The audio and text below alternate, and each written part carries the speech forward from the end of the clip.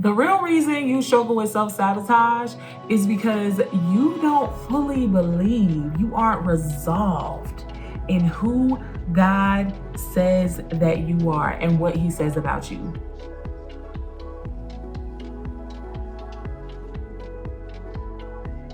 Hey, my name is Coach Amanda Ross Harden, and I am one of the coaches on the Call Women team. And I wanted to come on here today and just quickly talk to you about the topic of self-sabotage. I feel uniquely equipped to speak with you about this because, girl, I can tell you some stories of how many times I have told God yes and then backed out. How many times I was going strong and then something happened along the way where I decided that maybe I wasn't equipped enough, maybe I wasn't capable enough, maybe I had heard God wrong and it was time for me to take a step back. I could tell you many stories about how I intentionally made decisions that were in the opposite direction of where God was calling me because I was afraid, because I was worried, because I was not fully confident in what God had said about me. So today I just want to talk to you quickly about what is self-sabotage in the first place, and then second, what's the true root of it and what do we need to do to overcome it? So I have my notes over here on the side, so if you see me going back and forth, that's why. So first and foremost, let's define self-sabotage. Self-sabotage is the act of consciously or unconsciously hindering, blocking, or undermining one's own success, progress, or well-being. Now, before we continue in our talk, hearing that definition, can you admit, can you affirm that you have self-sabotage? If you can affirm that, I just want you to put an ouch in the comment section. Just put a little ouch for me. Just say, Coach Amanda, you're in my neighborhood, or at least I'm down the street around the corner, you're talking about me. It's the act of either doing it intentional or unintentional, but you're hindering and blocking your own success, your own progress, your own well-being. It's the process of saying, man, this is getting a little too good. I got to figure out a way to mess this up. It's the process of saying, I want to go forward, but I'm a little nervous about this. What if this? What if that? And then you begin to hold back. Self-sabotage often manifests when it comes to our thought patterns, negative behaviors, obsessing with perfectionism, being driven by fear, even some of the things that we say to ourselves, right? Even echoing low self-worth, really repeating negative thoughts about ourselves and just really leaning into everything that could go wrong, everything that could turn out bad. And because we lean into that, we go ahead and go in the opposite direction of where God is calling us. But today I want to just give you 3 simple tips on how you can start the process of overcoming self-sabotage and breaking this cycle in your life. So the first thing I want to give you is that you need to feed your identity, not your opinions. One of the ways that self-sabotage thrives is that it's like unregulated. Like it doesn't have any rule or any framework that it sticks to. It doesn't have a boundary. Self-sabotage is very much so rooted in your thoughts, people's thoughts, the world's thoughts, the culture's thoughts. So it's unregulated. It can kind of do what it wants, say what it wants. So we have to transition from feeding our opinions, meaning I'm meditating on what I think. I'm meditating on what someone has said about me. I'm meditating on, seeing somebody on the internet saying that in order to do this, you have to have this, this, and this, versus me feeding my identity. And the way that I feed my identity is with the truth of God's word. The way that I feed my identity is in the presence of the Lord. The way that I feed my identity is leaning into what the word says about me. So the first tip is to feed your identity, meaning get in that Bible, all right? The Bible is the ultimate truth. This is the only source where we should be deriving our identity from. Feed your identity. Get in the Bible, get in the Word, get in God's presence, not your opinions. Feeding your opinions looks like scrolling on social media all day. Feeding your opinion looks like calling people to talk about all the reasons why you don't feel you're qualified versus going into the Word and finding out why you are. feeding your opinions looks like you just spending so much time meditating on your insecurities. We have this thing, especially as women, where sometimes we can meditate on a thing so long that we make it much bigger than it is. So you may not be the most eloquent communicator. So you may not have years and years of experience. Okay, if that's true about you, what if God is still calling you with that?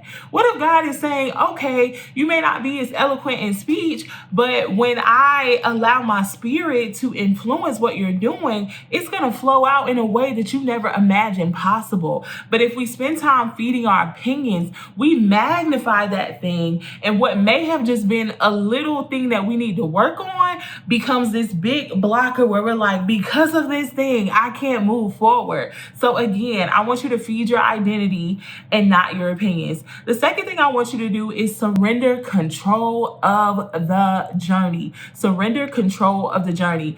Another way that self-sabotage thrives is that it kind of paints you this picture of the way that it's supposed to go. And then you begin to process, well, what if it doesn't go that way? Well, what if it's not perfect like this? Well, what if it doesn't look like that, right? It paints this picture of if it's not 1, 2, 3, 4, 5, and you don't hit it perfect and you don't get it right, then maybe you don't need to go. Maybe you need to self-sabotage. It invites you to sabotage if perfection is not possible. But a lot of that, y'all, is really rooted in control. And if there's one tip that I have had to apply, it is surrendering control of the journey. Surrendering control of the journey. One of the big ways that you're going to win over self-sabotage is that you're going to say, God, I'm willing to go on this journey with you regardless of what it looks like. I'm willing to walk this path even if I'm not perfect. I'm willing to go forward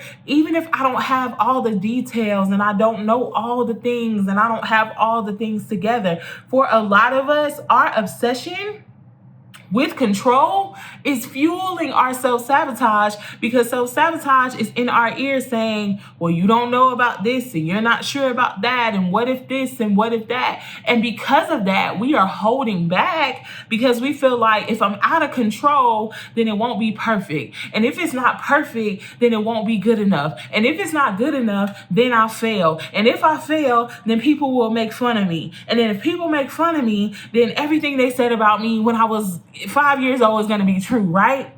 Self-sabotage thrives on you trying to be in control of the journey. So you obsess over this like perfect version of it. And if you feel like you don't have what it takes at the moment, or you feel like there's a possibility for it not looking like that, oftentimes we don't go and we don't move forward because we are trying to control the journey. And I want you to know, if you want to overcome self-sabotage, you have to surrender control of the journey. The last tip I'll give you is take a bold step. Sometimes with self-sabotage, what you're going to have to do is look that joker in the face and say, you know what? I hear everything you're saying to me. I hear everything you talking. I know what you're explaining. I get it. You got me trying to obsess over perfectionism. I'm feeling like an imposter. I'm feeling low self-worth. I'm feeling doubt. I'm feeling all these feelings. But you know what I'm going to do? I'm going to take a bold step. You know what I'm going to do? I'm going to take a bold step anyway. Sometimes the way that you defeat self-sabotage is that you take a bold step. This means that the thing that you already know God has told you to do that you keep avoiding, it's time to do it.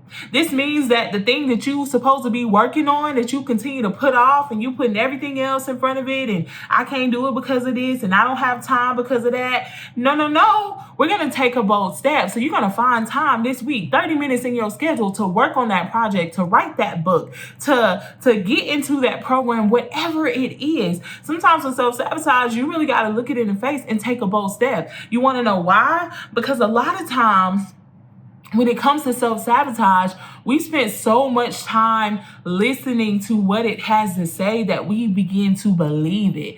It stops being I'm struggling with perfectionism to I am a perfectionist. It comes from I feel like I can't do this to I cannot do this. It goes from I don't know if I'm capable to I am not capable. If we listen to self-sabotage long enough, we kind of start to lack the separation between a thought and our identity, right? And we begin to confess that thing. But oftentimes what happens when you take a bold step is that you reassure yourself. You remind yourself, wait a minute. I know what self-sabotage has been saying to me, but look at what I've done. Look at what happened when I took that bold step. You begin to gain traction and begin to gain that confidence. So listen, we're going to feed our identity and not our opinion. Get in that Bible. We are going to surrender control of the journey. You don't have control over what it looks like. And even if it's not perfect or all the things, it's going to be quite all right. The Lord's going to be faithful and He is going to get you there. And lastly, you're going to take a bold step. You got to remind yourself who you are. Okay, remember who you are. I love that part in The Lion King. But literally, you got to take a bold step. So listen, this is just a sneak peek into my talk during the Call to Women Masterclass. If you haven't heard about it, we are hosting a free masterclass where you can come and be trained and be equipped for your call. I am going to be teaching on the topic of commitment, how to break the cycle of self-sabotage, and finally embrace God's promises over your life. I really pray that you sign up for this masterclass. I look forward to seeing you in the chat, saying, hey girl, hello, and helping you break the cycle of self-sabotage, because it's time.